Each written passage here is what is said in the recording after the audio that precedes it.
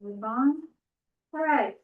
And now we will sign warrants and abatements, review budget versus actual. Tax collections.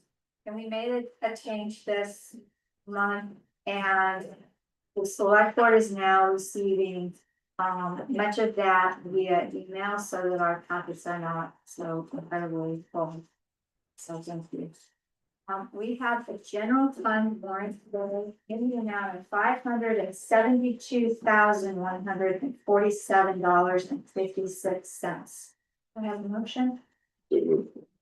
Second. Thank you. Some of the largest things on this are, it's a discussion. Some of the largest things on this, $8,000 for the GEI consultants about our harbor.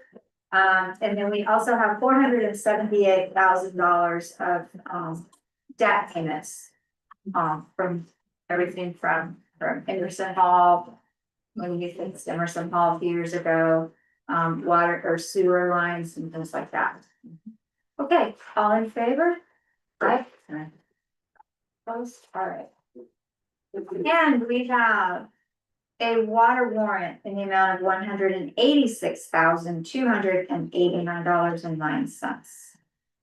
Do I hear a motion? Second, is there discussion? No, okay, all in favor? Aye. Thank you so much. All right. And minutes from the previous meetings, we only have one set of minutes. Monday, September 2nd, 2025. I will move that we approve those minutes. There was any. Is there any discussion? All in favor? Aye. All right, I have no old business. I have none. Does anybody else have any old business? New business. Approve the renewal liquor license of Danny Murphy's Pub. So I'll see that Bernie is here. Does anyone have any questions for you? No. What? Are the drinks in here today, Bertie? I didn't do anything wrong, it's okay. No, good, good. All right. Mark Well, on the calendar, I think it's okay. then I will take a motion. So moved. Second. All right. Is there discussion? All in favor? Aye. Thank you, Bernie. Thank you. For all you do for all of us. Yes.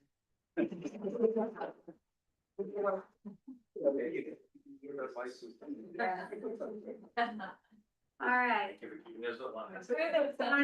The lighthouse lease. So, the select board had made some changes to the lighthouse. We made some changes to the lighthouse lease. It is still not a perfect document. It may never be a perfect document, but we are trying. And the key to the select board is to have a tenant in the lighthouse who is there year-round, who can protect the building, especially in the winter months. We don't want pipes to burst. We don't want the furnace to go on the frets. So we just want to make sure that somebody's there. We did have a change to the lighthouse lease, and Tracy has asked to be the only lessee. Is that correct, Tracy? Yes, that is correct. Okay, so Tracy has asked to be the only lessee. Her husband will not be on the lease. We're leasing this to Tracy, okay? And some of the changes that we made in the lease are to show that residency. We asked for 2 of 4 things that someone could do. They could provide us with voter registration, vehicle registration, driver's license with Castine address, or prior year tax returns. And Tracy has already complied with certainly 3 out of 4 of those, and probably all of them. Is that correct? Yes. Okay. All right. Andy, did you want to make any comments? You might want to introduce Oh, him. Andy, this is Andy Hamilton. He is Tracy Lemire's legal representative. Thank you, Madam Chair, members of the board. I appreciate the opportunity to address you via Zoom. Would love to be there in Castine. It's got to be a beautiful day today. The lighthouse is clearly an important resource for the community.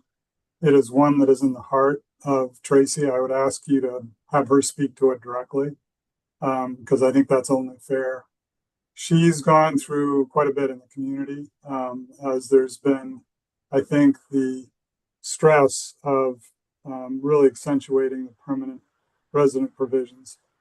I understand now why the residency provisions were added, but I fear that what the community could end up doing is looking to establish a residency requirement for Mark Hervet that really does not serve either Tracy or the community well. And Mark has said he'd like to keep his homestead in Blue Hill.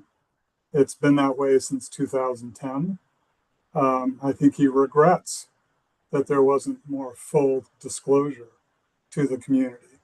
That being said, I believe in the positive. I think communities can spend time on the negative, but I don't think it serves well. And if Tracy is somebody you want to continue to look after the lighthouse, she wants to, and yet she wants to keep her marriage. So what I think makes sense is to make Tracy the sole tenant. I've looked carefully through each and every one of the provisions of the lease. This is a fairly one-sided lease. The community has really exerted considerable control over residential matters in ways that I guess I understand because it is a community resource. I don't feel better as a representative of Tracy that she should have to sign such a lease because, as an example, even with having no prevailing party standard for the default provision, it automatically says Tracy's on the hook if the town has to pursue a default. I think we should get Mark out of the way. Excuse me for saying that, Mark, but I think we should get you out of the way and focus on Tracy because she's the one that has the family tradition and the community tradition focused on the lighthouse. And I don't think this needs to be kicked around for several more weeks. I think it could be resolved fairly promptly by acting on Tracy's willingness. And I asked her the question on Friday, would you be willing to be the sole tenant on this lease? And she said, yes, this is important to me. I want to continue it as part of my family's tradition. I know there are folks present who would like to speak in support of her.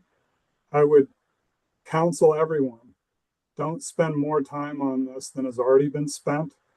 The select board has been very careful with this lease question. I would continue to urge care and consideration of both the town and Tracy Laymar's interest. And so our proposal is, although I could point out the fallacies in section 6A, small Roman 1 and 2, and several other provisions of the lease, I think the better part of judgment, the better part of discretion is to just focus on who is the tenant. The lease makes clear there can be one tenant, there can be two tenants. You can have a co-applicant, but at this point, Tracy would rather have a decision today than to have this linger, and she's committed to being at the lighthouse. And there, I should yield to Tracy because she says more clearly and kindly what I might further say. I'm happy to answer any questions about my review of the lease if any member of the board has questions. Thank you.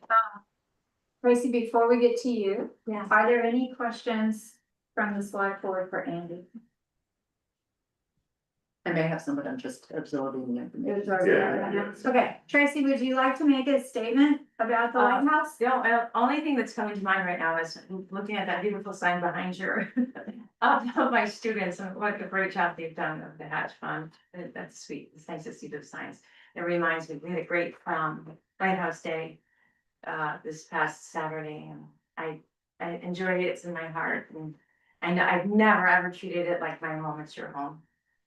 And I'm grateful. And wish to represent it. Thank you, Tracy. Do you have any questions for Lindsay? I guess I just have a comment, Andy, and that is, our attorney, crafted this lease, the town's attorney. Crafted this lease very carefully. And I think it's an unfair, statement to say it's a one-sided lease. This was looked at very carefully, very thoroughly. And I just don't think that's an accurate representation of this lease. Can we come? Can I respond? Can I have a chance to respond to that? Not to disagree, unless I can do so agreeably, but I would point out that if the Maine legislature in a statutory enactment had been one-sided in its treatment, members of the public could come forward and say they find it to be one-sided. I would just point out for those who are familiar with lease documents that section 17B has a provision that tenant must pay all costs and expenses incurred or paid by the landlord in enforcing the terms of this lease, including without limitation, reasonable attorney's fees and cost to the extent permitted under Maine law. There is provision in the Maine statutes. It's called a prevailing party standard, and you don't get attorney's fees unless you're a prevailing party. Even in the land use enforcement statutes that provide that it's mandatory that municipalities must be awarded their fees if they prevail, and other parties, including the property owner, the asserted land use violator, may be awarded their attorney's fees if they prevail. So, with due respect to the wonderful drafters you have working with you, I don't believe this was a lease from its origin that was developed by the current town attorney. And I think if more time was spent on this lease, folks would scratch their heads and say, should amendments be made? But we're not here today to talk about that. We're here to make sure that this is fair to Tracy and fair to the town. And I do get the sense, I think you've said it well, Mark, that this is a community resource. The attorneys that have worked on this are trying to make clear it's a community resource. And that is clear to Tracy. She will take it as it stands and go ahead and sign as long as she is the sole tenant. Because otherwise, you're forcing Mark to give up Blue Hill property that he has owned since 2010. And I think that's unfair to any married couple coming into a marriage and trying to. Amy has a comment. Hi, Andy. It's nice to see you. Amy Gucha here. I have a question. I think I would disagree in your statement that it would force Mark to give up his property in Blue Hill. I think what's really at issue is a homestead exemption on a Blue Hill property. And as my understanding is that circles around declaring that property as a primary residence.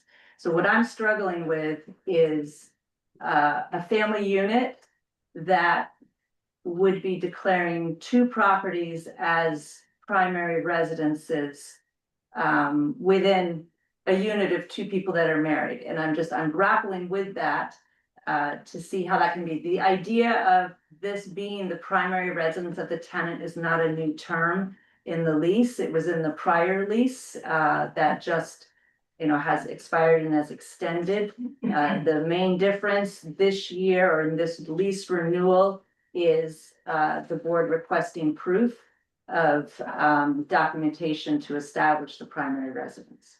So how do we have two properties that are each declared a primary residence? So it happens all the time when a couple comes together after 20 or 30 years of life and they bring properties to the marriage. Happens all the time. The difficult thing here, and I think both Mark's question and your question gets at it, Amy, is you had the focus sharpened as to Tracy and Mark's status with respect to residency because you really wanted the lighthouse looked after. I would submit to you that I fear that what's going to happen in this community discussion is you're going to compel if you will, a severance of the marital property, in the name of making sure that the lighthouse is looked after. And I submit that Tracy being the sole resident, for purposes of permanent residency, if there was going to be a change to 6A, there should have been a reciprocal change to 6E. Maybe it was intended that 6E stay the way it is, because if you look carefully at 6E, it says the tenant agrees that the premises will be occupied only by the applicant, co-applicant if any, and immediate family. Well, immediate family includes a spouse. And so I have seen instances where there are issues when different families come to the marriage. This is not dissimilar, in my opinion.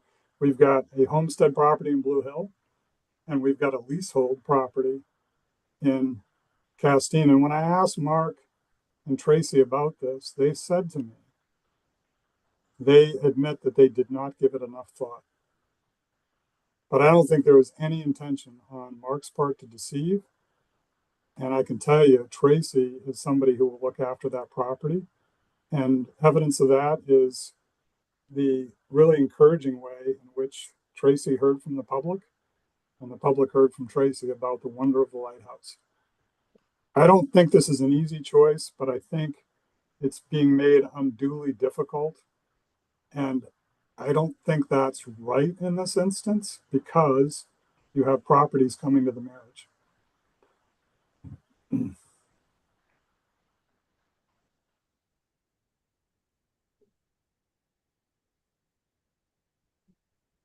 Thank you, Andy. Yeah, I see that, I see that it doesn't necessarily require one of the parties to give up their property. It may require that one of them give up a homestead exemption, but they get to keep, they can own as many properties as they want, but maybe claim just one as the primary residence. That's what I'm grappling with. And I don't know how much value there is associated with the homestead exemption. I don't think there's much. And I'm sure Mark and Tracy could grapple with that further, but I think they've decided in their own minds that they want to live at the lighthouse. And if giving up a right is necessary to do that, I suppose maybe they have to take a choice. But it seems to me, because of their circumstances coming into the lighthouse lease and into the marriage, it's not something they had thought about as carefully as they might have. They've certainly thought about it now. And so if that's something that's important to the board, is to ask Mark, would you be willing to give up a right?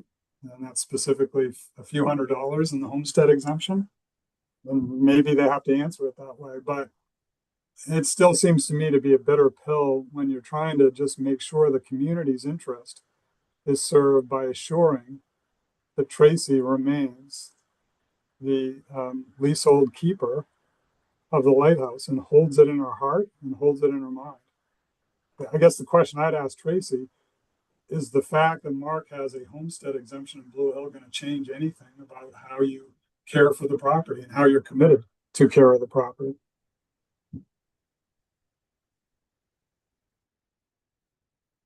Tracy, would you like to answer that question?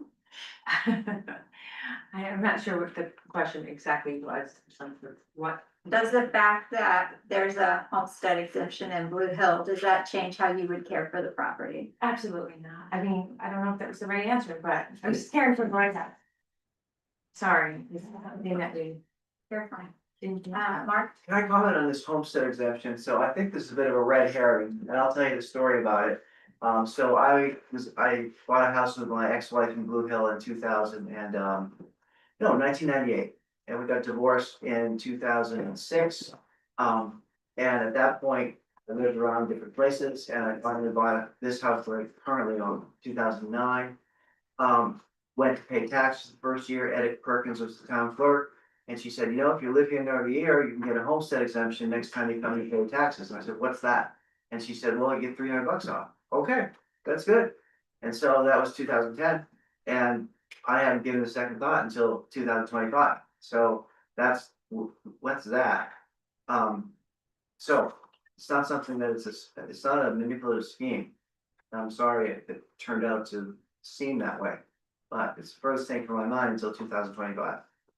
Right, okay, thank you. Do any of the members of the select board have any further comment?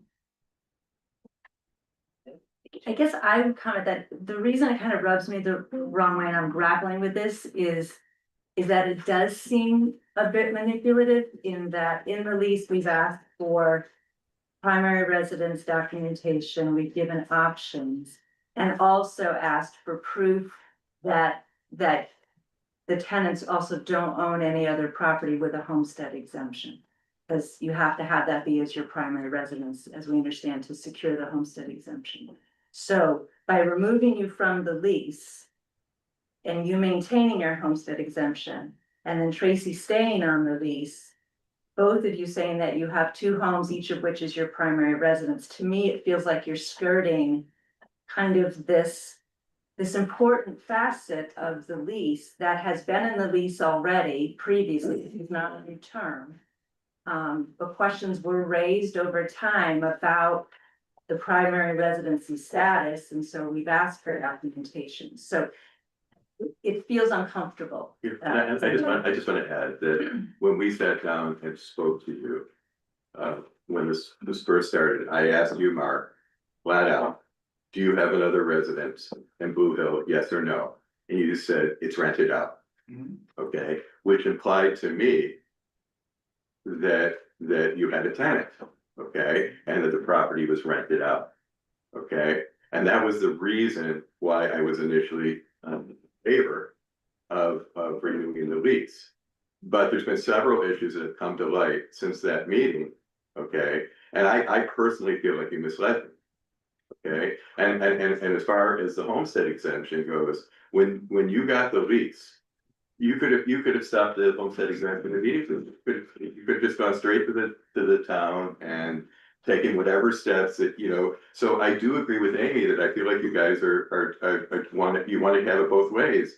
And the one thing that we're not talking about here, and I just want to say, none of this is personal. I mean, Tracy, I've heard nothing but the best things about you since I've moved to town. I've heard you're a fantastic teacher. I've heard you're a fantastic tenant.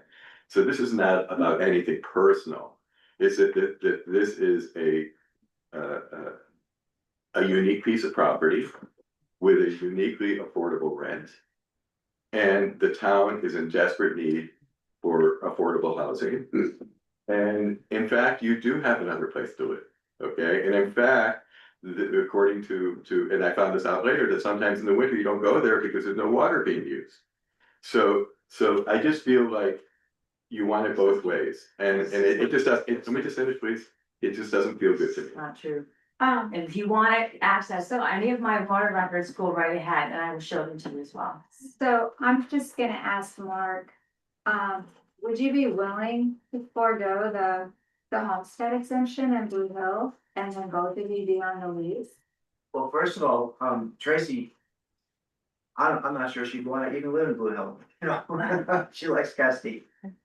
Secondly, I'd have to think about that, because that seems punitive. I mean, we're talking about living in the lighthouse and being good tenants, being good neighbors. Mike, there's nothing punitive about it, okay? We wrote a lease that it was written very carefully, and we spent a huge amount of time into this. And this property should be for a Castine resident. And actually, the bar is quite low. You have to live here, register your car here, vote here. I mean, we're not talking about a high bar to prove residency. It's probably the lowest bar that you could have.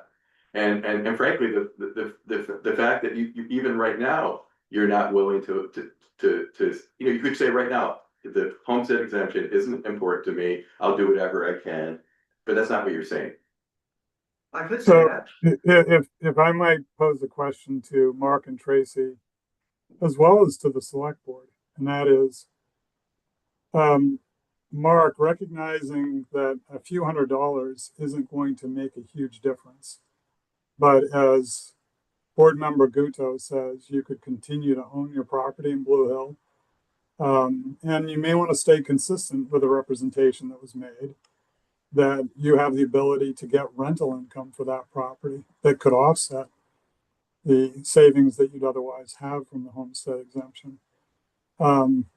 there are times just to get an issue resolved and be able to get to a reasonable compromise with the community, you do consciously waive a right. I want to be clear with you, Mark, Tracy. Mark, you have the right to hold on to the homestead exemption, but it's clear to me that a majority of the board really wants to hold on to the proof of residency. And if you can keep your property in Blue Hill, Mark, nobody can disseise you, can say you have to let go of the property. It's just the homestead exemption, which is a pretty clear indicator of permanent residency.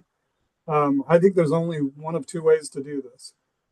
Either Tracy is the sole tenant on this lease, which I thought was a reasonable accommodation. But if they want you both, they want you both. and are you willing to waive slightly that right that comes with property ownership in Maine? That if you own a property and you attain a certain status, you have the right to a homestead exemption. Are you willing to consider waiving that right to get this done with? If that's the sticking point, I guess I just learned that it's the sticking point right now, yes. Okay, so you're willing to waive, you will waive your, be on the lease and waive your homestead exemption in Blue Hill? I don't need to be on lease if you don't want me to be, because Tracy has already said that she would do that. But if you want me to waive a homestead exemption, I would do that. Okay, well, it seems to me from what I'm hearing that as husband and wife, it makes a lot more sense for you to have one permanent residence instead of two permanent Yeah, but you residences. can't tell people how. So, No, and there's That- more that's than one couple in that's this really- town that had yeah. more than one Exactly. residence. My wife and I don't. You are way over line, Yeah, excuse that's- me, way over line. it's not your turn, okay? And wait till it. We're having a conversation here between them. So, if you are willing to do that, does the select board have any other comments? Or, No, I know, and I would just say, I'm not trying to force someone to tell someone what they do, we've given options, and like I said earlier, it just doesn't feel right to me right now. thank you too. Okay, Yeah, are I'm we, We you can want vote. to take a vote? Yeah, we just look. All right, What do we go now? to sign the lease with Mark and Tracy, if Mark will give up the homestead exemption. Or how do you want to have it? Would you like to? Word that? Or do we want to, I'm not sure if I Give it more need time. a motion, right, I think we have a, we don't need a motion, I think we have a document on the table that's being offered. Right. right, so we And- don't have to make a motion. And I would prefer that the board have a motion and a vote. Member Guto, for this reason, this thing is hung up in the air for long enough. It needs to come down. And so having a motion that either declares that Tracy's the sole tenant with the understanding that Mark will give up the exemption in Blue Hill, homestead exemption in Blue Hill, or less preferred to us, both Mark and Tracy are on the lease. That can be acceptable. Mark would still give up the homestead exemption in Blue Hill. But I'd like to have a motion so that this can be advanced and decided by the body. And does he become a resident voter? Yeah, Does he And then, register yeah, farms? and then as far as following the lease, Mark, we would need you to do two of the things out of the four. So we would need you to register to vote here or register your car here. And then, or, have your driver's license changed to the address here. Is that acceptable to you? I hadn't thought about it so just right now, so I guess I could do another one of those things. Okay, we would need you to do two, okay. All right. Okay, Joe, to make a motion? Go with me. You want to make the motion? You want me to make it?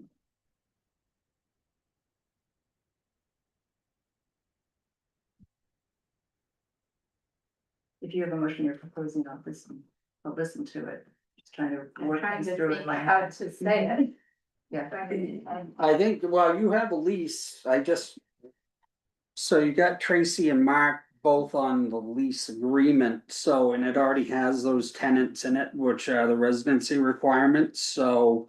I think just a motion to sign the lease, with both Tracy and Mark as you originally had prepared Okay, would be sufficient, Keep the document as it is. yeah, right? okay, Right. I'll make a motion that we sign this with Tracy and Mark as is.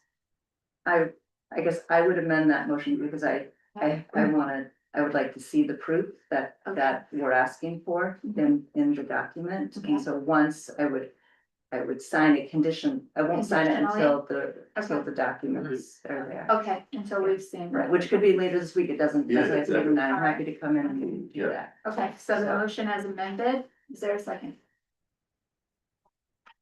You want a second? Or no? No. No? So what are we doing? Um. I'm probably getting my wording wrong, but I would prefer that we table this until Mark is, taking care of those things. And I just think that when he's changed his residency, and he's fulfilled the obligations of the lease, then I would be in favor of it. We heard the board clearly. The board should act. Mark understands the conditions that member Guto laid out. Mark Hervick can act in response to those conditions, and he will. And I think until the lease is signed, the lease isn't signed. And I heard a precondition of signing the lease is the indicia of evidence that it's the permanent residence. And so I would like to bring closure, but provide for the opportunity for the town not to have to sign the lease, not for Tracy and Mark to have to sign the lease until those final actions are taken. And I think the motion was clear enough as stated, but I would press not to defer this. This issue's been up in the air and it's painful to the parties. Okay, so I'll make a motion that we accept the lease on precondition that Mark make the changes in his resident status. And once those changes are made, both parties can sign the lease. I'm good with it. Basically, what's asked of the lease Right. right now. Right. Exactly. Very Exactly. second. Yeah, but I think we should be really clear that we're not asking for anything that's not already in the lease. Yes, it's already in the list, okay, you Yeah. mean second, Yeah. okay, all in favor? Aye. Okay. Thank you. Thank you, Andy, very much for being here. All right, next on the agenda, oh, yes, sir. I know we're gonna get a library update with Casey, but could we possibly put, I don't know, well, Julie is here to talk Walk, but we do have our solar person that's sitting there online too. The Zoom, Sorry. just so you know. Well, why don't, So I don't know how you wanna deal with that. I don't wanna make special accommodations, but I thought he was gonna be closer to Yeah. 4 than he Yeah. was. All right. We can do it. Let's- okay, Julia, are you okay if we go ahead and do solar and then we come in Casey? I'm so sorry, okay. All right, let's talk solar quickly. I'm sorry, and Emma, I'm so sorry, but okay, let's talk solar. Hi, Scott. So you remember Ted Rio, Yep. well, Scott Howe is now was select, and so of course, many changes have happened with the laws on solar and net energy billing. Our largest solar user place, which wasn't part of the landfill proposal, of course, was the sewer treatment plant. So I actually asked Scott to throw something together, and not throw something together, look at our energy use there and see what he could come up with for proposals. Now, one of the interesting things is a deadline. I'll let him get into those things. It's a little confusing. If we start this now, we start it after the new year. But the important thing to remember with this is, since that's a medium service on that, we can only save on the energy side of it, not the T&D. So this is like a 12.5, 13 cent proposal rather than that 24 cents before. But I'll let him describe what he's found and whether it makes sense. And of course, ultimately, this would have to go to a town meeting anyways, because we'd have to borrow money somehow through a either a program or something else. And just so you know, I'm doing a meeting tomorrow with somebody that has potential funds for solar projects, and Roberta's coming also. So I'll turn it over to you. Hey, Derek, I appreciate it. Hello, everybody, and thank you for moving me up a little bit here. Appreciate that too. What we did is looked at the bills that were sent over for the water treatment facility. That's where you do have some load. The challenge with the current laws in Maine, with LD 1777 that was passed in the latest session, it eliminates the ability to do kind of net energy billing projects going forward after the first of the year. And there's no time to do something that's a larger project and still get it in under the current program. Now, they dictated to the Maine governor's energy office to develop a new program, but that could be a couple years away. So your option is really to look at where you have load and try to offset that either behind the meter, where when you produce a kilowatt hour of solar, you're not buying a kilowatt hour of energy from your utility partner CMP, right? So that's just direct savings, and whatever you pay for that energy, right, you're not going to have to pay for it because you're producing it. The other option is they did not eliminate the ability to do what they call the tariff rate option, which means you bring a whole new service in to the facility there and you hook the solar up in front of the meter, and then they credit whatever you're producing at a rate that's a little higher than what your meter rate is back to your bill. And you have to be co-located to use that program. And you are. The load would be in the same place as the solar program. So you really have two options that you can move forward with. We looked at the building. We haven't been up there for a detailed site visit yet, so that would have to be next steps. But basically, you're going to be able to produce maybe about a third of the energy that you need. But I think it was 35%, because you're just limited in the roof space that you have on the building to fit solar. But it is a very, workable system under the current guidelines. And we did a couple of financial pro formas, which I sent over to Derek. And, I think one is about a 14-year payback. The other is about 11-year payback. It's in that range. So I think the tariff rate program probably fits a little better from a financial standpoint. It does take into account that you're still, eligible to get the federal tax credit. That was one of the changes that came in with the original IRA, is that public entities then can get direct pay for those, but it is limited a little bit, especially if you use a bond. There's some limitations on how much you can get, but you still are eligible for it. Now, they just made some changes federally that came down on the Oh Big Beautiful Bill Act, the OBBA, that was signed into law on, it was the 4th of July, actually, which kind of set some deadlines, like the end of this year. If you don't, and I'll get into this in a minute, but if you don't safe harbor your project, then you have to meet what they call FEOC, or Foreign Entity of Concern guidelines, which will go into effect in January. And if you do safe harbor before the end of the year, you literally have 4 years to build your solar system and still get those tax credits. Okay. If you wait, then you have to meet these guidelines. That's going to have some impact on the industry from a pricing standpoint and availability standpoint. And I was explaining to Derek. And then if you don't do anything past July 4th next year, then you have to actually finish your system before the end of 2027. Okay, because that's the other side of this, is they made it go away quicker if you don't safe harbor. Now, what does safe harbor mean? It's a provision under the tax code, right, that allows you that if you started construction on a system, it kind of grandfathers you in, right, and protects you from a timeline standpoint, and allows us to get this 4 years, to be able to build the system.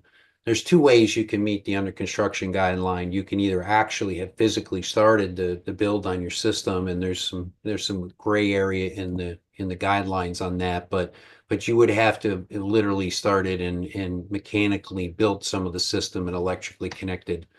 But the other way is you can purchase up to 5% of your project price.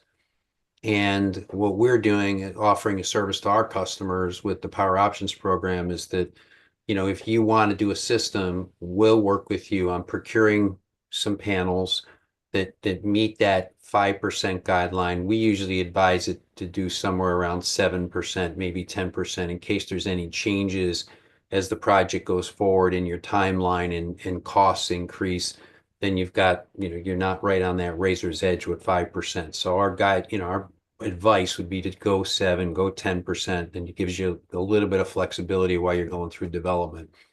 But once you buy that, we can store the equipment, and there's a nominal kind of storage fee for it, but you're going to be able to safe harbor under the tax code and still get that federal tax credit. That's 30% of your system cost. So if you spend $100,000, that's $30,000 worth of tax credits. And under the direct pay capability, it can come directly to you. Again, minus depending on how you finance it. If you do it with a bond, there's about 15% that has to come off of that. I believe that's the right number. I don't want to be your tax guidance here, but that's as I understand it. But we can work with you on, getting the federal side taken care of. But you are going to have to either move quickly to safe harbor, a small portion of this, or you're going to just have to deal with whatever these fiat guidelines are. And if you wait until after July 4th next year, again, you're going to have to build it by the end of 2027. You don't get the 4 years. So those are kind of the two deadlines that are coming up, is January 1st at the end of this year, and then July 4th next year. Right? Those are two kind of key things to keep in mind on the federal side. But it hasn't gone away. I mean, there's some misnomer out there that, this change in law has eliminated the federal tax credit. It will eventually, but it isn't in the short term. There are things we can do to still take advantage of that. Okay. So those are the two options that we've been looking at. Again, there's some complexity here. I certainly understand that. And I'm here to answer questions that you might have, and support Derek and his thought in going forward with this. So with that, let me pause and take a breath and see if you have any questions. So, I've had quite a bit of experience with solar, both in my homes and in my business. And, whenever we've done things commercially, it's usually about a 7 or 8 year payback. If you just look at how much did it cost, you subtract off the tax credit, you look at what you're saving on your bill, 7.5 years, 8 years, is paid for itself. Is that kind of what we're looking at here? I'd say it is, but in this case right now, looking at what you're paying for electricity at the water treatment plant, which, if I remember right, was only in the neighborhood about 13 cents all in, and you're not going to definitely get demand savings. And that's what Derek was saying before. You've got kind of two charges on your bill. You've got the supply side and you got the delivery side. Right. And on that delivery side, you can have some demand charges, built into the bill, which is kind of how hard you hit the grid at any point in time during the year. That kind of sets your rate. And if solar's shining during that time, you're going to get some savings there, but it's not a direct offset like you get with the kilowatt hours. So we always try to model just kilowatt hours and say, hey, that demand savings, you probably will get a little additional savings in that, but you shouldn't count on it like in your financial modeling. So I think the way I looked at it, just being kind of conservative, I think you're closer to more like 11 years on this. Okay. Scott, could you maybe bring up the proposals on the screen just so you could explain those a little more? Because that is the difference, Dan. It would only be 7 years if we could save that other 13 cents or whatever on the T&D, but we can't. So basically, if we're gonna have to go to the voters Yes. to approve or not approve, I mean, it'd have to be very straightforward and very clear cut, so people can say, we're spending this much money and we're saving this much money. And that's all I'm going at. Bear with me, guys. I'm trying to. This bar is right over where I need to get to show you the documents. Oh. Okay, can you see this? Getting there, let me see if I can make it bigger. Eliminate this. Is that okay? Can you see it? Yeah, if you can scroll down a little bit.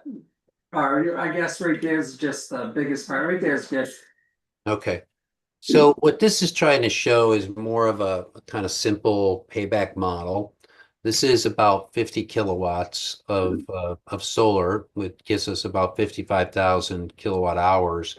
Those kilowatt hours are what you're going to use instead of, CMP. So that's the benefit. And I'm going to show you the behind the meter one here in a minute. This is actually the front of the meter, and the credits you get for in front of the meter is in the neighborhood of 4 to 5 cents per kilowatt hour more than you get for behind the meter, because behind the meter is just a direct savings. I'm going to use a kilowatt hour of solar I produce instead of buying it. Or this, there's actually a calculation that kind of averages what the different meter rates are out there, and it comes up with something right now that's somewhere around 18 cents. Okay. Now that changes every year, but if electricity is going to be going up, then you're going to get a little bit more each year. And this model kind of assumes about a 2.5% increase over time in electric rates. Okay. So that excess generation that you're getting credited to your bill starts off at around $11,000 a year. Okay. Then you see this other revenues. This is what they call a REC. So a renewable energy credit. There's a market out there for buying these, and you actually sell these RECs, maybe $30 a piece, $35 a piece, and that generates additional revenue. And there's companies that do that, right? That buy those RECs. Actually, we take care of that for our customers. So your total revenue number is here, right? And then we do subtract out support, so O&M support for the system. We monitor the system on a daily basis. We deploy once a year and do preventative maintenance on your systems. All that is services that we provide in-house for our customers. So there is some ongoing costs for maintenance, but then it gives you kind of your net cash flow and cumulative when you think it's going to pay back. And it's about 11 and a half years if you're looking at it up here. So does that kind of make sense to everybody? Yeah. And Okay. and so when he shows the other proposal, just so you know, there's a difference in the cost per watt, and that's because this is actually selling this power into the grid. So there's gonna have to be a ground unit transformer down there that they're gonna have to install. Yep. So we'd have to pay for it to send that electricity through it, whereas the other proposal doesn't require that because that's going to directly offset the electric bill savings. That's why in this column you see excess generation, because it's all excess generation, because we're not using that power directly, but we are still using power. So you got to look at it like when he talks about environmental benefits, CO2 avoided, stuff like that. It's going into the grid, but ideally we're still using power. Yep. So Yep. pretend it's like going into the grid and we're using it anyways, rather than before the meter. Right. There, in this case, Derek, you're absolutely right. In this case, we do have to add some additional utility equipment in form of a transformer and an incoming line coming in, and then they'll put their meter there and they'll measure the amount of kilowatt hours it produces and then credit it to you on your bill because you are the producers and owners of that solar energy system. Okay. So this is the other one that he was talking about here, and I got to blow this up a little bit too. Bear with me.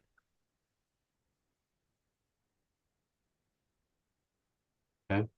So you can see here the cost of this system's quite a bit less because we're not having to put that utility transformer and the extra, connection into the system.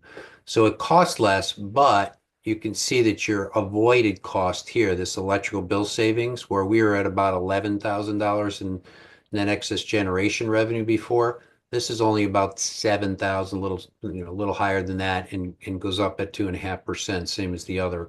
The other revenues would be the same, those RECs that we talked about. So your savings, right? Your savings number is lower here, right? Because the credit on the front of the meter system was much higher. But your costs are higher, but still it doesn't make up for the total. So your payback's almost 15 years on the behind the meter system. So the front of the meter system still is probably the better way to go financially. If you're looking at, which provides us the most savings and which pays back the system quicker.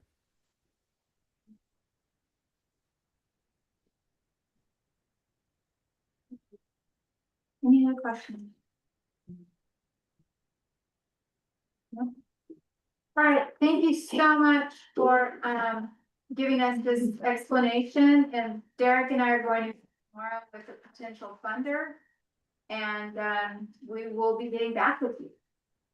Yes, Wow. and thank you again, and I'm happy to answer any questions when they come up. I know this is all probably very new.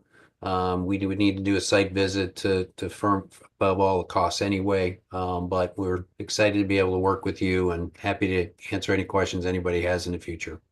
Thank you so much. Thanks, everybody. Have a good All evening. right. Bye now. You too. Thank you. All right. So now we move things around. We'll quick have a board committee update from the library board. Casey. Got a lot going on in our little library. Last year, I don't know if you all know, we had like a furnace leak. And so after that situation and the school situation, we decided to have a full professional building assessment. So that's due to come to us maybe today. But it's not since I talked to Nick, but fortunately, we have an architect on the board, so Angela's gonna look at that, and then we'll see if there's anything else that we need to address. We do pretty much assume for the next year or so, we're gonna need new windows. But it's an old building. The basement's been redone. If you haven't been over there, see that's been painted and the floor tiles put in. We are working on a plan for the community room as well, thanks to Angela again. We had to have a limit, if you haven't seen this, on after school unsupervised children for 10 years old. Some parents were letting the library be in after school care a little bit, and so you have to be 10 to be unsupervised at the library. But we do have a new staff member, Anna Sweet. She's going to be the assistant library associate for the season. If you haven't seen our signatures collections, it's really great online. If you I would recommend checking that out. We're going to have a new one with Todd Nelson, who has donated copies of his books that we're missing from the collection. And so hopefully as the downstairs community room gets built, we'll be able to display some of the works of our signature artists that we've acquired through this program. Karen and Rich made a short video showcasing the letter of Henry Wadsworth Longfellow to George Wheeler. So check that out. They posted it on social media, but it's really cute. The story walk down there was supposed to be ready by the 10th. It's a little bit delayed, but hopefully by the end of this week we'll see it open.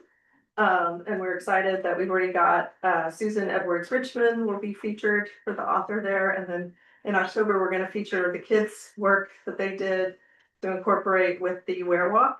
The work that they did on the Emmanuel and Esther Islands.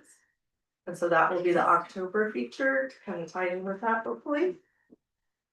And we have a strategic planning committee, 5-year strategic planning committee set. It has members of the community, members of the board, and select board.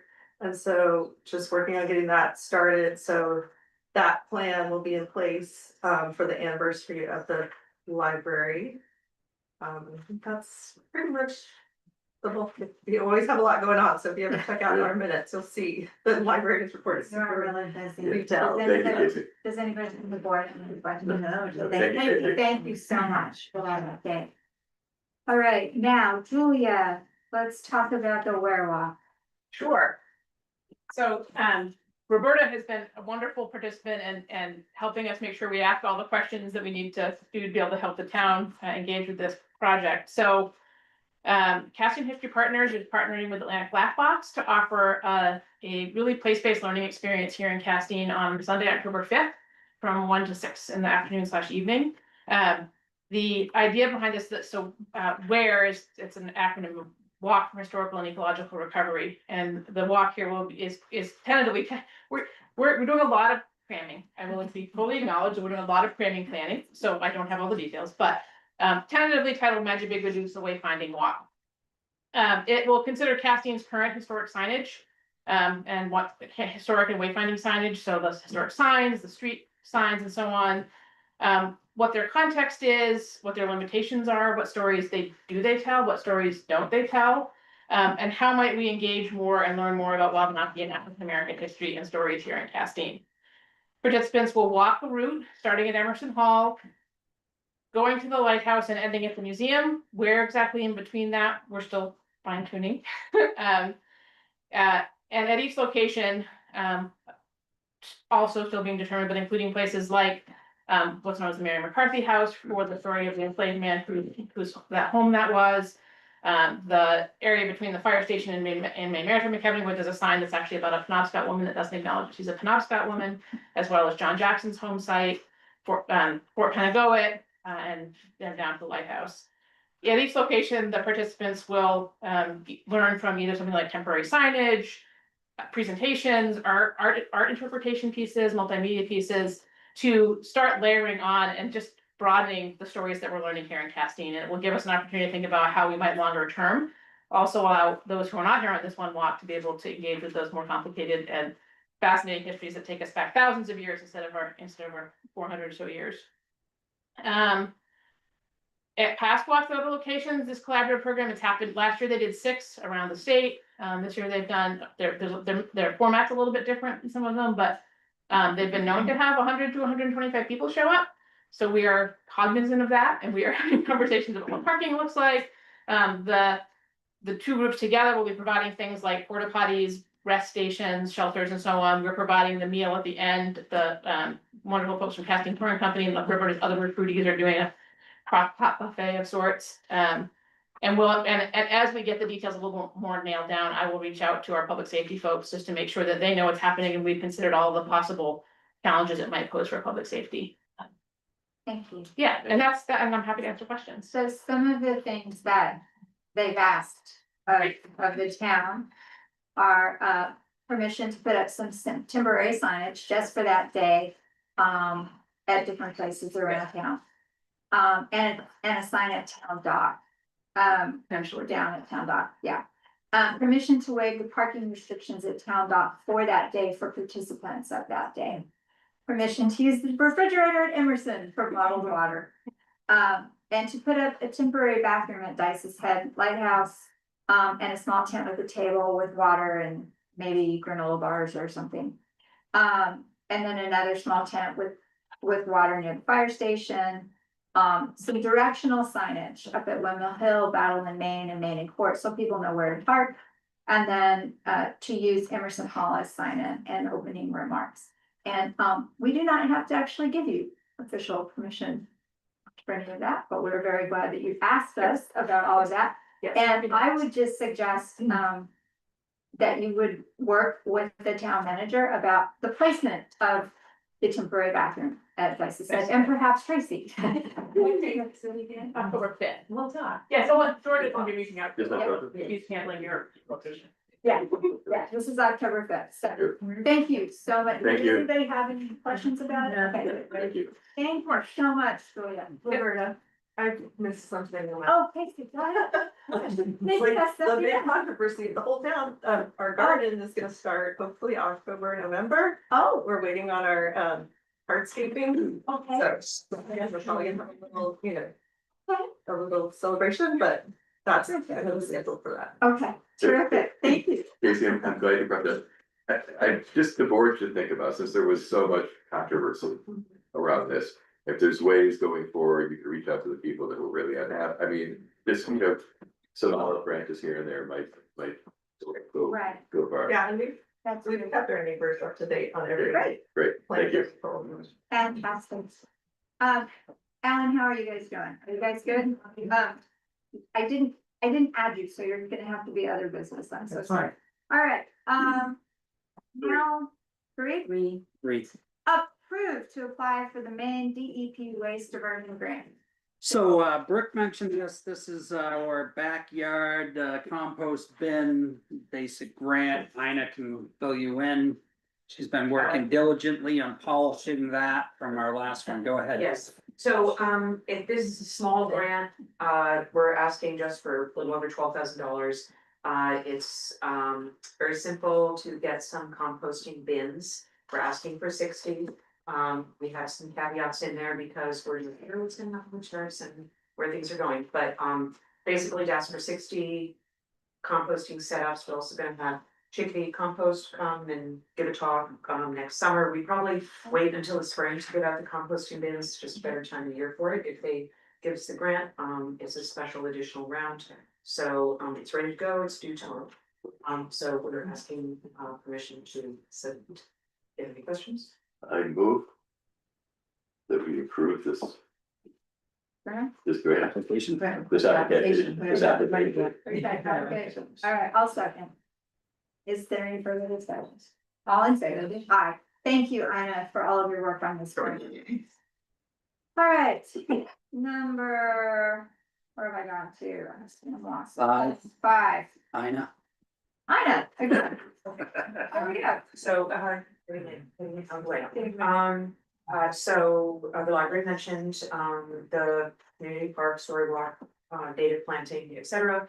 The path is about done, the plants have, may have been finished today, or certainly probably will go in by tomorrow. Next step is putting in mulch and moving some more of the material around. What did I want to ask? One of our next things that we need to do is figure out what a name, what should we call it? So can, does the select board have a suggestion on process? Let's do It would be great to have a little naming context. You did Yeah. that successfully with the signs. We Should did. we just do something similar to that? Be great to have people's, Sure. ideas, thoughts and suggestions, or should we just come up? We could. I like the idea to have this, I like the idea to have the kids name it. Oh, that sounds good. Yeah, have a piece, something that the kids do. Maybe we have another conversation. Another separate conversation, but I just Yeah. wanted to kind of put that forward. That's the next thing we do, we have a little budget for some signage. We had planned to have a little opening celebration sometime in October. And we'll still be fundraising for benches over the winter, or to pull them together or buy. And we're getting it done quickly, so it's in plenty of time. So that's the updated report on that, and then we're requesting an extension on the canopy grant for the forest assessments, woodlands, etc. That was sort of offered to us a couple of months ago, and I said, well, let's wait and see. I think there's been lots of good weather, and our foresters have had a lot of home time because they are out in the woods all summer. They only have an excuse to step back and write when it's raining, and it hasn't been.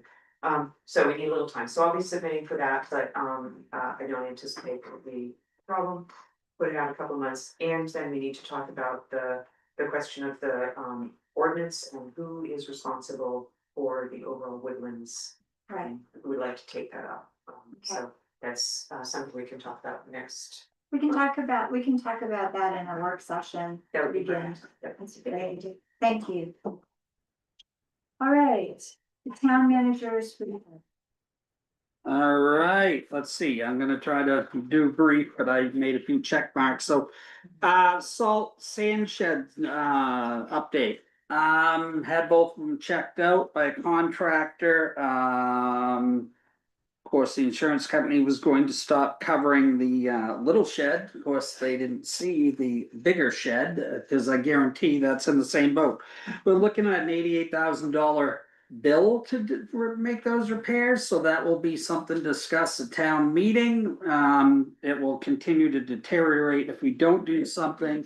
You can put your hands behind some of the rebar. In the first course, the walls are a foot thick in the larger shed, so that's a good thing. But basically, what the repair would be is like this.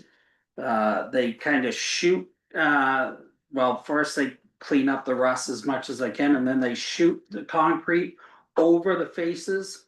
And if you look at that, it's pretty serious. It didn't look that serious till you start pounding with a hammer, and it all just crumbles out an inch deep. So It's rather elaborate damage, so we will want to bring that up during budget time. It's not something I'm thinking that we're gonna be able to fix this year, right at this mode. We'll just have to try to deplete more of the sand out. I do have a couple of contractors giving me quotes to actually put the sand and salt back in. Just so you know, I'm not gonna do that ourselves because it will take too many days and I want to get moving on that. Let's see, parking signs and speed sign orders, that's gonna be a few $1,000s when I finally get the full list. They gave me a partial list of estimates, so I'll be bringing that to you. Once I get a full estimate of it. I already mentioned the story walk, traffic calming, I continue to collect data, so far mostly on Battle Ave.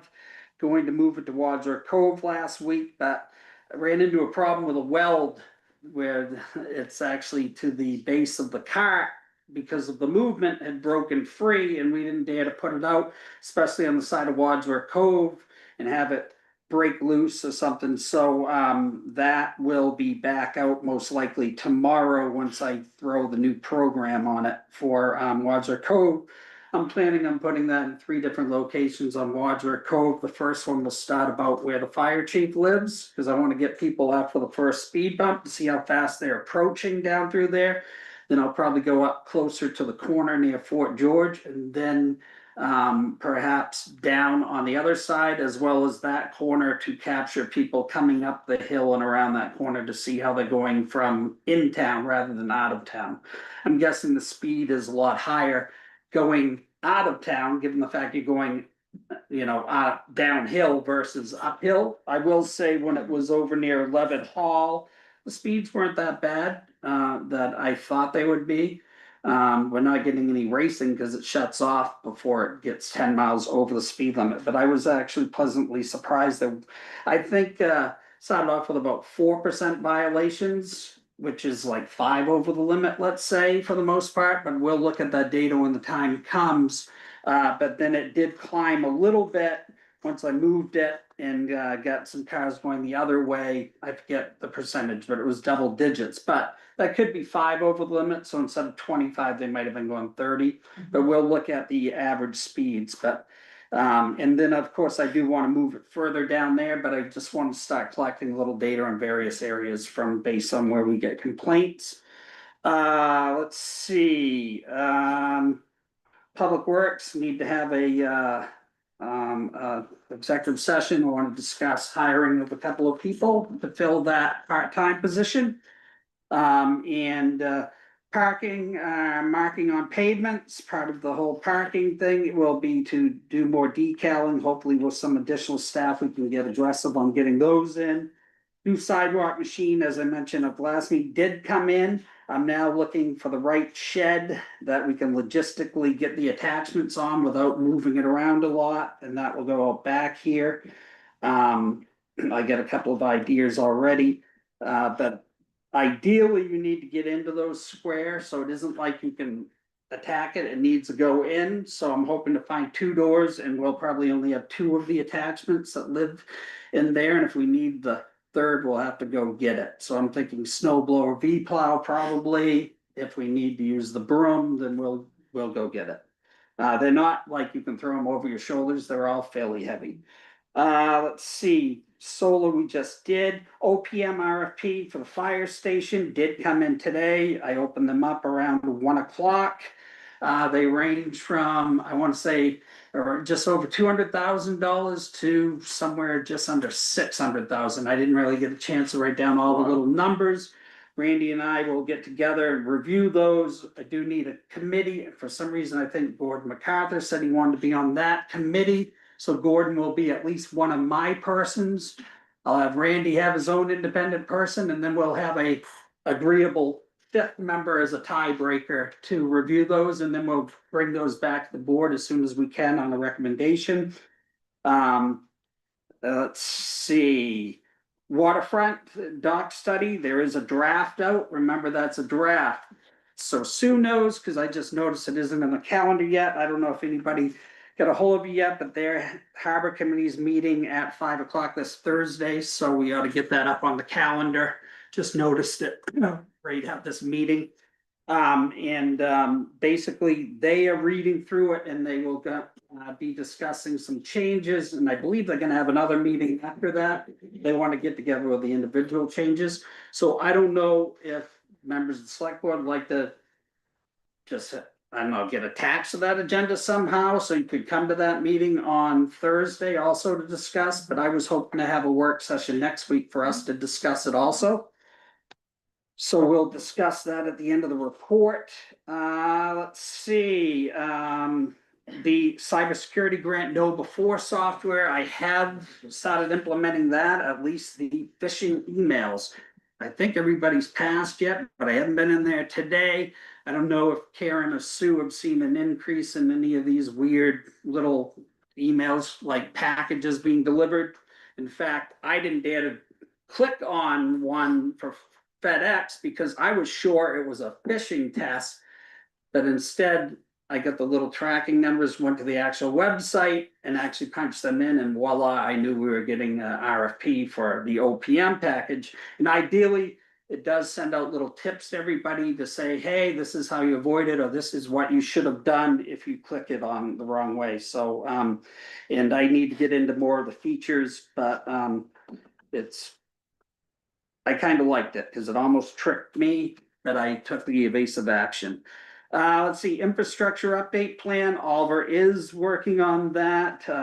Annalise apologized. They've been a little short staffed with Oliver, and but she wants to get onto that earnestly so we can get some updates on priorities and numbers for our infrastructure in town. I mentioned project management, project canopy. That's another work session item I'd like to discuss, is this little ordinance. It can be as simple as a few sentences is what I understand, but I think we'll want to discuss it more. Fire department dry hydrant over to Renee Henderson is actually going to be delayed until next spring because we found out we need an Army Corps permit, and getting that done and actually getting the contractors all on the same page and scheduled is not going to happen. The window was, tell me if I'm right, beginning of October, they had to have it done. Yeah, They couldn't work, yeah. That and. And I would- Get permit and get the contract. Right. And get the Not gonna happen. cards to come down.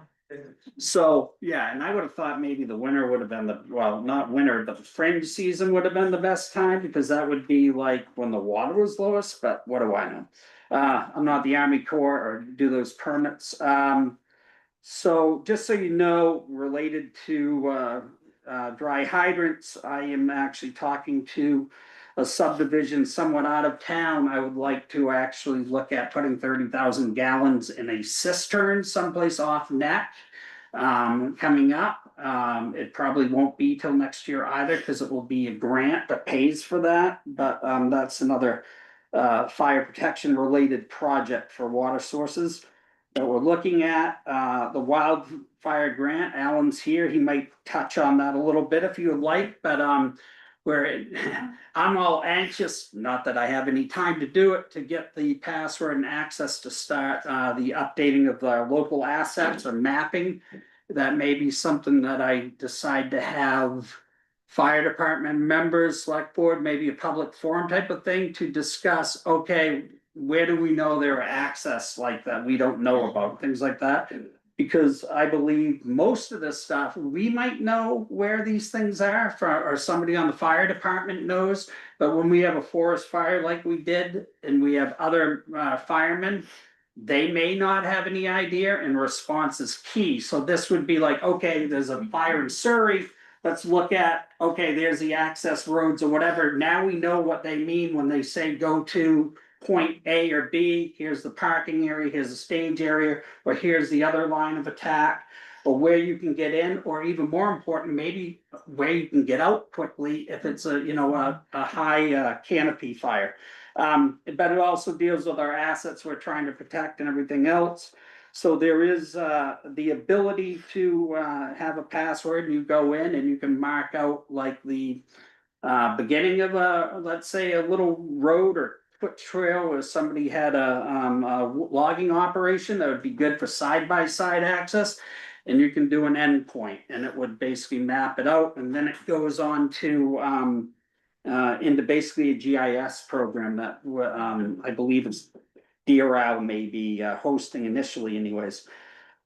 Alan can add more excitement to that if I didn't bring enough. Rental ordinance is still off to the attorneys. You know that I did get it back, and she said, yeah, what's the problem? This looks good. And I said, well, look at the scribbles, as she called it, from like our notes, and tell us whether those scribbles are an issue or if they're not an issue, so that we can bring this back for the next year's town meeting. Lighthouse Day, I thought was pretty successful.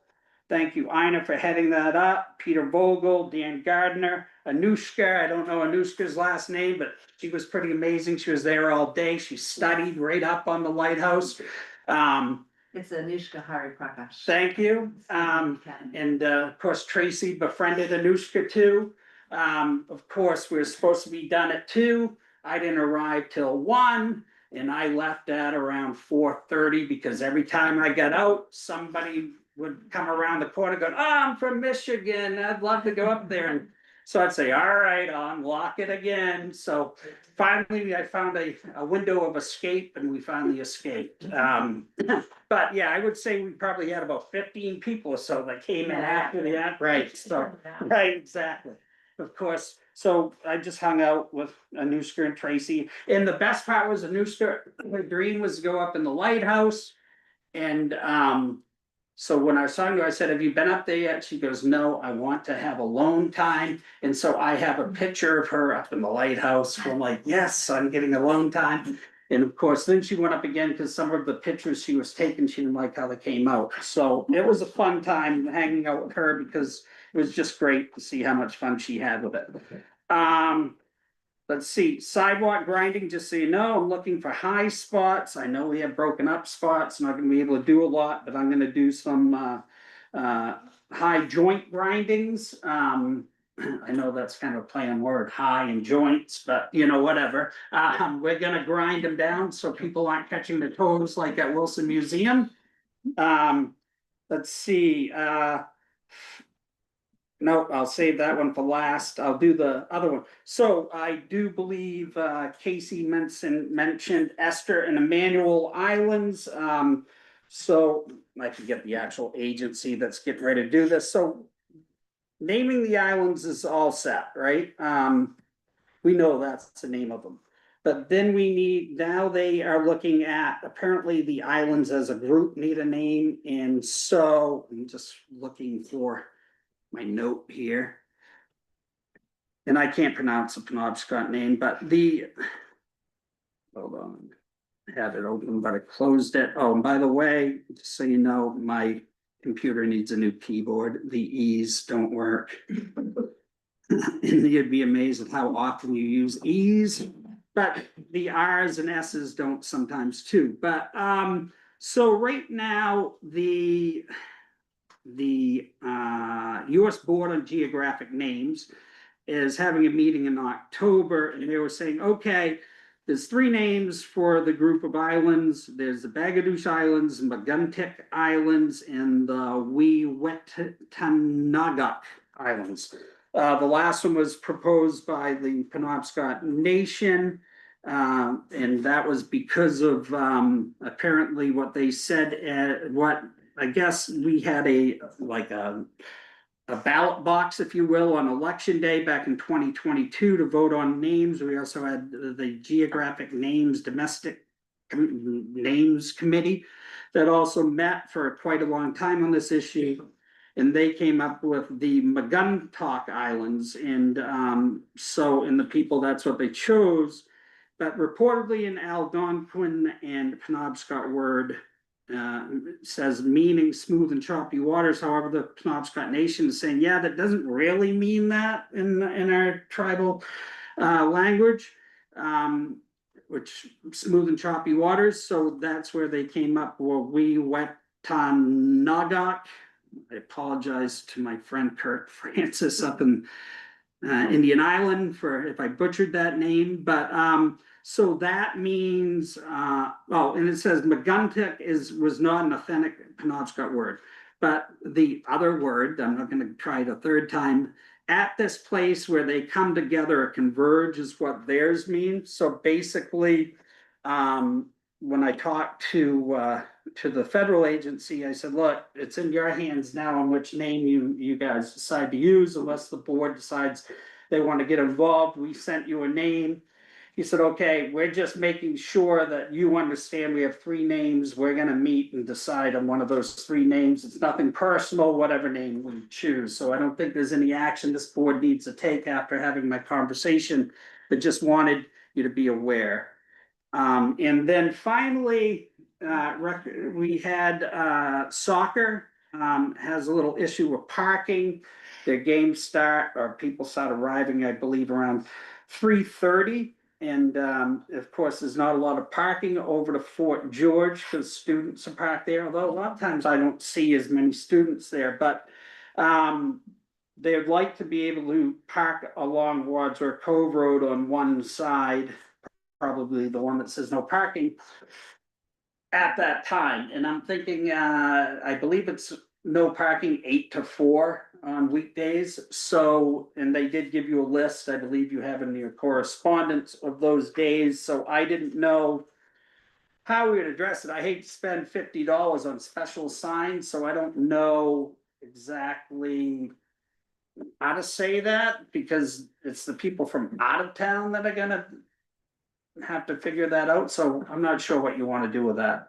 I don't think it's a huge problem. We're talking about a half hour, 45 minutes, as long as they're only parking on that side. Of course, I don't know how artistic Karen and Sue are feeling, you know, of perhaps Got those pens. right, you can make some signs that say soccer only parking at the board decides, and we can use them on the back of our because I think our white signs that say Castine takes parking violations serious might be blank on one side, I'm not positive. I think they are.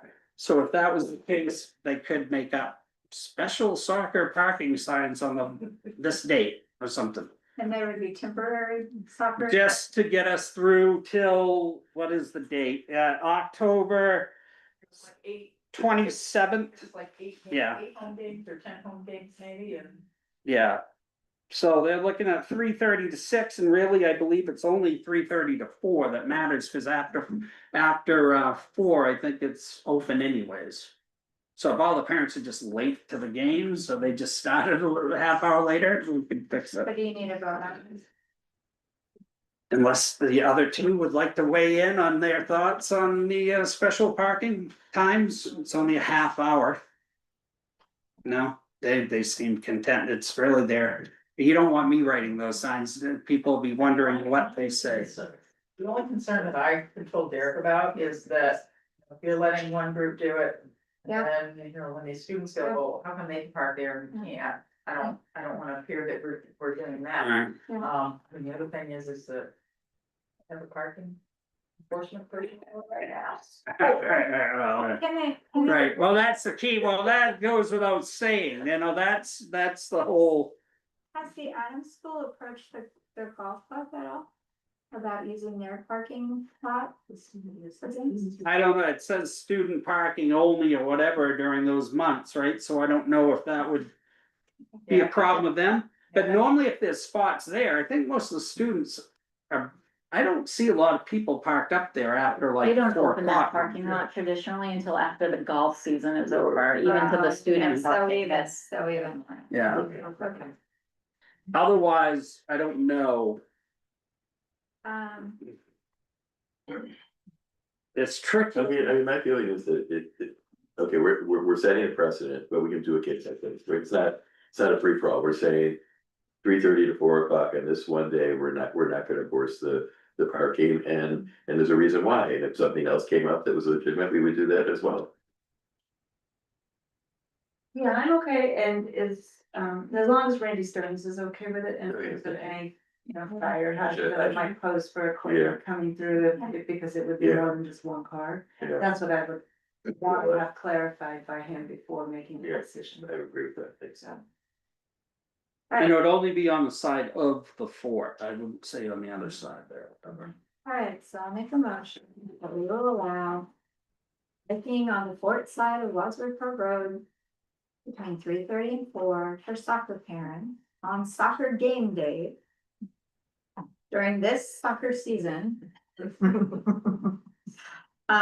does that mean? If we get Randy's approval, and we're sure that the fire apparatus Yeah. can get through as necessary. Is there a second? Second. All right, all in favor? Okay, thank you, thank you. All right. Yeah, and that is it. And that, Thank you. That was the abridged report. I will. Yeah. okay. Other business as required. Alan, you and Emma have been so patient. Would you Thank you so much. like to introduce Emma to us? Sure. First of all, I'm Alan Kratz. I'm the co-coordinator of Blue Hill Peninsula Tomorrow. Blue Hill Peninsula Tomorrow is a network of 9 towns. We meet on the third Friday of every month. Roberta has been a founding member. I attend many of the meetings.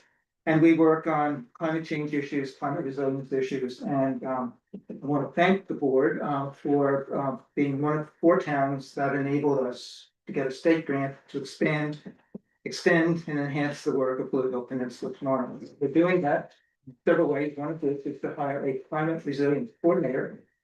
Roberta was actually on the interviewing committee, so you already know Emily, but for the rest of you, I'm gonna let Emma introduce herself. Thank you, Alan, and thank you all for having me. Yeah, my name is Emma Weed, and I'm the Climate Resilience Coordinator for Blue Hill Peninsula Tomorrow. I'm going to be working with 9 towns on some climate resiliency initiatives, and as Alan stated, Castine is one of the 4 pilot towns, which is a large portion of my work is going to be dealing with social vulnerability. And social vulnerability aspects of climate change that these towns are facing. I really appreciate, I haven't had the pleasure of meeting the town manager yet, but what you were saying in regards to the wildfires and the accesses we don't know about, and the different ways that the peninsula can collaborate on some of those accesses. So whether that's food security, flood mapping, other ways that we can work with each of the towns individually and collectively to establish what resources there are, what you all might need, and what the gaps and bridges are between the communities on the Blue Hill Peninsula. And one of my jobs will be to address a key issue in the specific town, whether that's help with grant writing, grant research, or to work with you all to identify what you might need related to climate resiliency. And then I'm just going down through my list to make sure I've talked about everything. And then with the social vulnerability component, we'll be conducting interviews with our consultant Liz Hertz on different residences of the 4 towns. And this is going to be helmed by an advisory committee that will help us guide these interviews and this process in a way that's safe and trauma informed and collaborative with the communities. We're going to be performing social analysis and then establishing and understanding which resources are available where for all of the different residences. And I really appreciate being at all the town meetings to understand the local connections and the local input. We are all very unique as towns along the Blue Hill Peninsula, but have a shared peninsula that we share a lot of resources and share a lot of the same issues, whether that is to do with climate change and a growing population. So I thank you all and I welcome any questions that you might have. But thank you so much. Thank you so much. Thank you for the work you're doing. Thank you. Emma is an absolute natural for this work. Yeah. She knows how to get into a community and figure out who to talk to. So.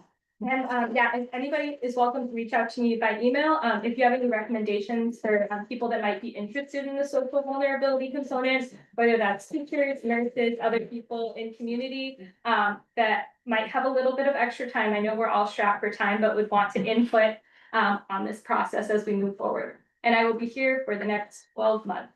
Well, not just in Castine, but working with Alan for the next 12 months. Thank you. Liz, do you have a question? What's social vulnerability? Yeah, social vulnerability addresses communities or individuals' ability to respond to a crisis, whether that's a wildfire or a flood or rising tides or rising heating costs. There's a bunch of different things, so it assesses, those different ways.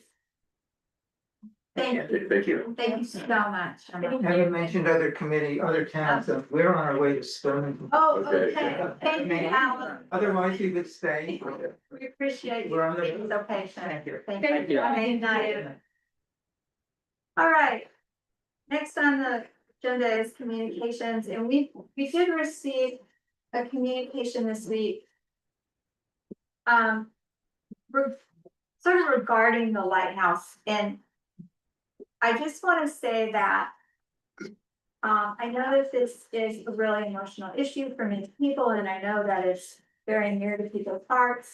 However, this is my opinion alone.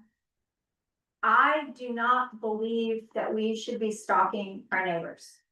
I do not believe that we should be taking pictures of whose car is in a parking place. There needs to be putting information out on social media about who's home and who's not home. This is just me, but I'm really not okay with that. I think that we can all find other ways to be really good neighbors and to really support one another.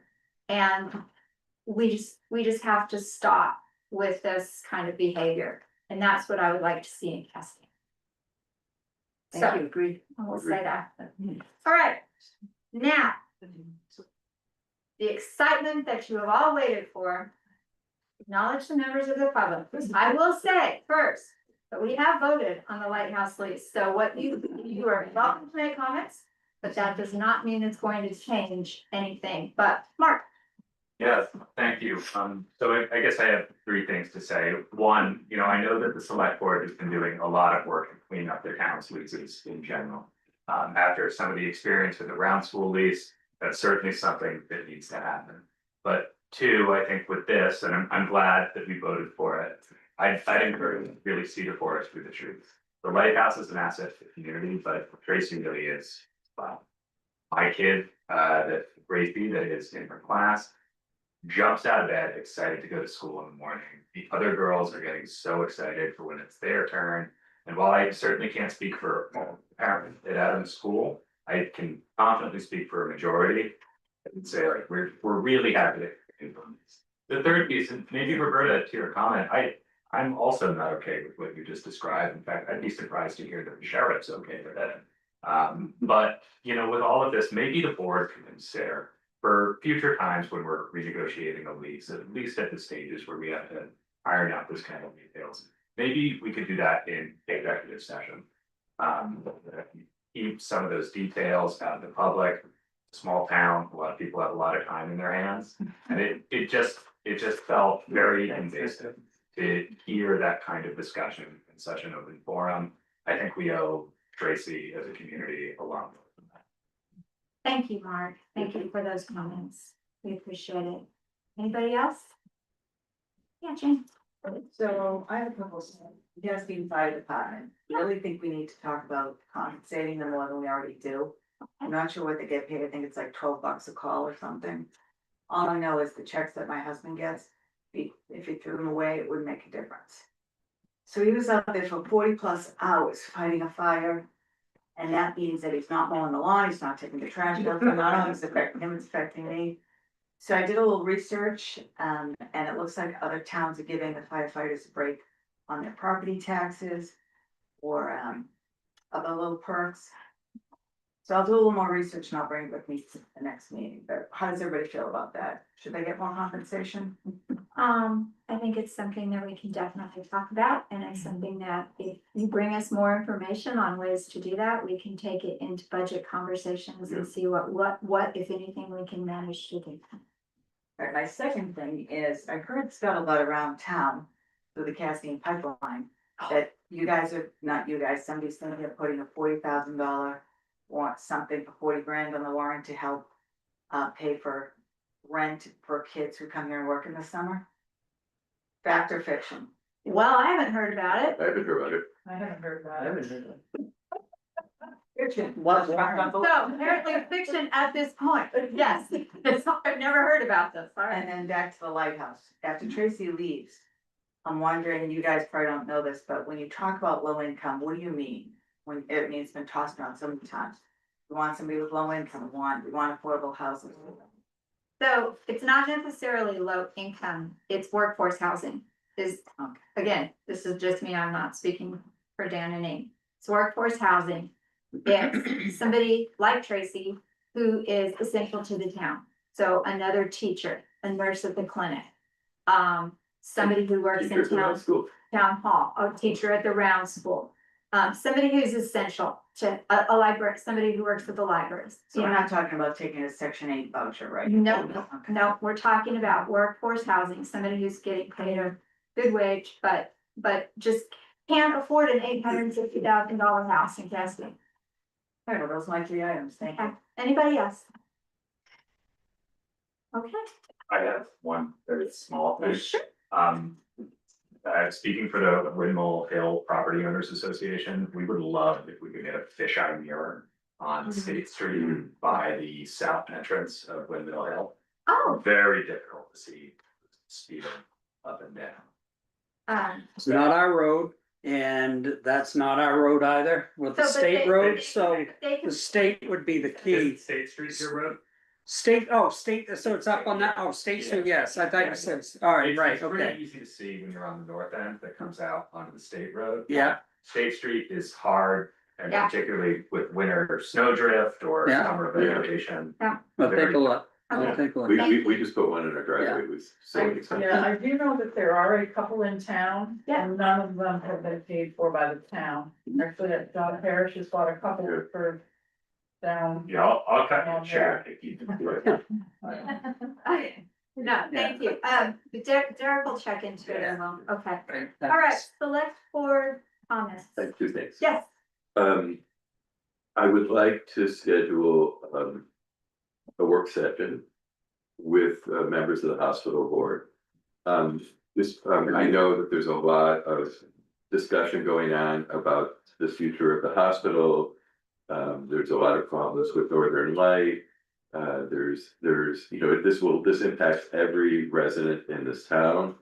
And, I just would like to, know really what are the options, what's going on. I've heard bits and pieces about some, different models for running that business. Okay. I don't speak out of turn, but I've heard that this is not important to Northern Light, this particular building, and Oh, yeah. and I just think that, Okay, Bobby, I didn't want to get into a discussion now, but You might, the hospital board is going to be putting something out public in the Okay, next great. 10 days. So you might want to schedule it after. Okay, great. So you have some substance. Okay, great. Thank you, Bobby. Thank you, Bobby. I knew that something was coming up, gonna ask for what one Can I ask a question too? I mean, Bobby, I believe the hospital board has their annual meetings usually in the fall. And typically in the fall, I mean, those are open to the public as well as to all the incorporators. And typically, somebody talks about what is going on and what is happening, so maybe that could just be Yeah. intertwined into that, because I think it's usually been in October that those happen. Well, we did it a little later last year because we were working on the renovation. And so last year, the big thing was the total renovation and we hadn't really. But yes, you're exactly right. Yeah, so that, rather than doing a separate work Yeah, session, it thank may you. just be able to be. that'd be great. Second, Secondly, I did speak to Randy about, a thank you for the firefighters for this outstanding job that they did, at the most recent fire. And I did speak to Tim at Tinderhearth, and they have a mobile pizza truck. And he would be willing to bring it here, to do an event. And I just wanted to say that I'll reach out to Randy. It's just, it would have to be a scheduling issue, and they could just pull the pizza truck in front of the firehouse or wherever we wanted it. And we could do something, but I wholeheartedly agree with you about compensation and the firehouse. Real quick to that, Darlings has an ice cream truck. Okay. They'll stock it, send somebody down to man it for you. Oh, and then great. all the ice cream sold goes to whatever organization you pick. Oh, that's great, thank It's you. super easy on the website to fill that out, so then you can have dessert and dinner for. Darling's meeting, heard you right The there. car dealership, Okay, great. brilliant. Okay, Thank you. we just have to, we're getting kind of late in the season. I would like to try to do it before it gets cold, but if we can't, we'll do it. Most people book it up in the summer and don't even think about it being this late, so you might be in luck. So Yeah. we'll leave that up to you to. Yeah, I'll reach out to Randy and I'll have just to coordinate with him. Any comments? Yeah, I do. I'm on the hospital board. What? Yeah, on the hospital board, in addition to Bobby's note, maybe if one of y'all wanted to come to one of our meetings, I think we'd be able to provide a lot more candor and transparency outside of. I'll be happy to do it. My schedule is really tight the next 2.5 weeks, but after that, I'm wide open. When is your next meeting? Do you know? No, Okay. Okay, well, send us an we email. just, in the last week, we've gotten a lot of information and we're Great. going on it. Yeah. Okay. Well, we'll let you know. Thank you. Thanks, Tommy. There's one last select board comment, and I just wanted to make sure that everybody saw this check. For $510.25. This is from the Castine Young Entrepreneurs. Each of the young entrepreneurs signed a pledge to give some of the money that they made this summer back to different things. And one of the things they decided to give it to was the Hatch Community Youth Fund. For anybody who doesn't know, the Hatch Community Youth Fund allows local kids whose parents maybe can't pay for things like golf, tennis, and sailing lessons. It allows those children to go to those things and to enjoy that and to be a part of those summer activities. But they also do year-round activities. They do snowboarding classes, they do horseback riding lessons. They fund a lot of great stuff for our kids. So I just wanted, so that if you see a small child, thank them, because these kids worked really hard, they made great stuff, and they worked hard to sell it, and they did a great Well, job. and I think these students, we've noticed a lot Yeah. of thinkers, they're the ones that stood before us. They are. in Early spring, all dressed up, Yeah. requesting. Yeah. Time and space on the town common, or there to be there, So, for their makers market, so kudos to them. yeah, Kudos. yeah. Okay. So, yes, I'm sorry, my town manager. I was just gonna say, like, I'd like to have a work session next week, whatever Yes. day we can do it, and I have a whole possible list of items for you, and I would also like to add an executive session for, 6C, the leases, but it is not the lighthouse lease that I wanna discuss. For tonight, Uh-huh, okay, Okay. so. in addition to the personnel one, which is two different matters. So our next meeting will be, hopefully be Tuesday, September 23rd at 4 p.m. It's a work session. Then we will have a regular select board meeting on Monday, October 6th, and a regular select board meeting on Monday, October 20th at 4 p.m. And now, Real quick, I'd just like to point out, Tuesday, when? 23rd 23rd. at 4. Last week was the deadline for nomination papers for November's election. And we received, one paper from Larry Rosen for the library board. One paper from Jason Carter for school committee. And we received 2 Roberta for running again for another term, and Brockman. thank you so much. All right, I will make a motion that we enter into executive session pursuant to Title I MRSA Chapter 13, Section 405, 6A to discuss the personnel matter, and 6C. Two personnel matters are all related. 2 personnel matters, and 6C to discuss a different lease. Is there a second? All in favor? Aye. Thank you all for coming. We'll fix that one, we'll come out and go back into the other one. I think we have. Oh, we have to come back. Yeah, We'll go back. yeah. Okay. It's just, Sorry about that. yeah, what time is it? It is. Why do you have to come back? 5:49. Because I don't think we can go in under 2 different titles, we can go in under one, come out, go in under another one, because there's 2 different things. Okay. Yeah, so I'll have the We're notes just for gonna you. do a personnel matter right now. Right, let me get the thing here. Do we need to sign? Yeah. Okay, we're gonna take a